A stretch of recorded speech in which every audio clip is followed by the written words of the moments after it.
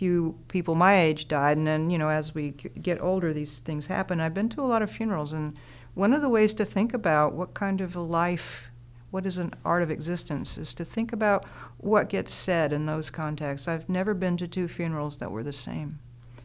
And I've been to many funerals that I left feeling like I wish I had known that person better, that there was really a coherent and beautiful life, and it was well done. You walk out of some funerals and you just think, that person it was well done. Not the funeral, the life.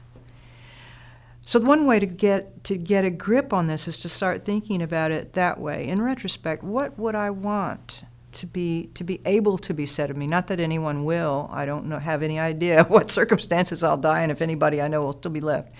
But what do I hope will be able to be said about me?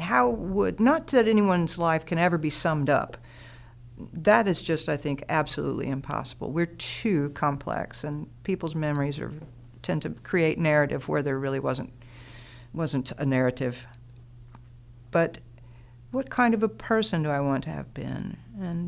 And there are some answers I have to that. I don't have very good answers about what to purchase or who to vote for, but I do have some pretty good answers to what kind of life I want to have now. I want to have pleasure. I want to have openness. And I don't think you can be open if you're arrogant.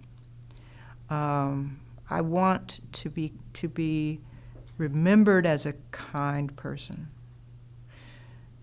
I'm not a terribly generous person by nature, so I work on that. I think I'm much more generous with time and ideas than I am with material resources, so I work on that.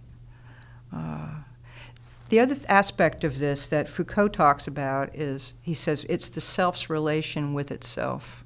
So there has to be this reflection.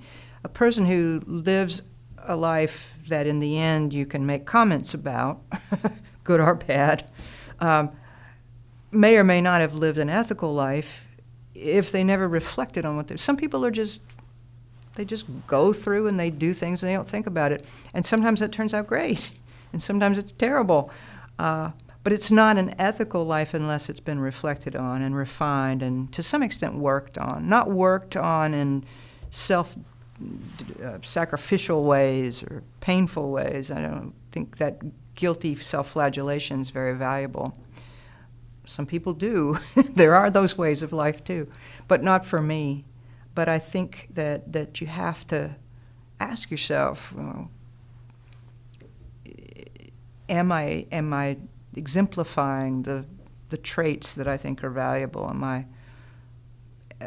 Am I using the little bit of time we all have to do the things that really matter to me? Am I having enough fun? Or am I enraged all the time? And if I'm enraged all the time, why?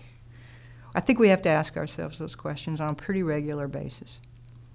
The result's got to be creative, because I don't think we've got a whole lot of rules. And I think that the world is changing so fast that even if we had a whole lot of rules, we might find that they didn't work.